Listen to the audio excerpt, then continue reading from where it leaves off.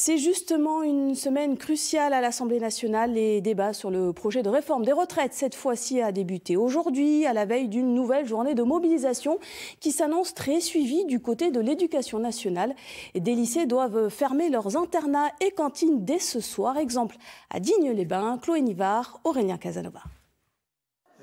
Dans cet établissement scolaire, il devient impossible de maintenir l'ensemble des services proposés.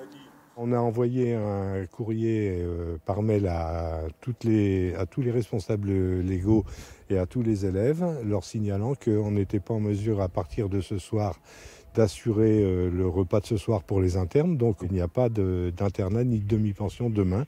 On rouvre aux élèves internes le mercredi matin à 8 h. Au total, près d'un tiers des lycéens ne vont pas pouvoir dormir à l'internat dès ce soir. Un vrai casse-tête quand on habite à plus de 50 km d'ici. Moi, je suis de Castellane. Toi, t'es de Villeneuve. Enfin, c'est pas à côté quoi, pour venir à Digne, donc c'est vrai que ça fait beaucoup d'allers-retours et du coup, la plupart, on est beaucoup absents parce que l'internat, du coup, est fermé. Alors, pour éviter de louper des cours, Sarah a trouvé une solution.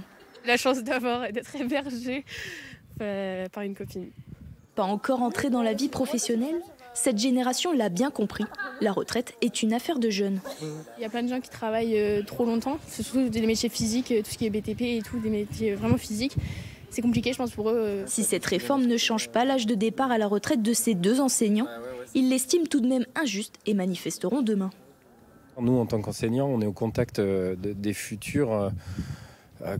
des futurs travailleurs, travailleuses, des futurs retraités aussi, et ceux qui vont être le plus touchés par cette réforme, ce sont nos élèves. Donc c'est important qu'il y ait une prise de conscience ici. Cette réforme a du mal à convaincre dans l'éducation nationale. Au lycée Alexandra d'Avinel, près de 50% du personnel devrait être en grève demain.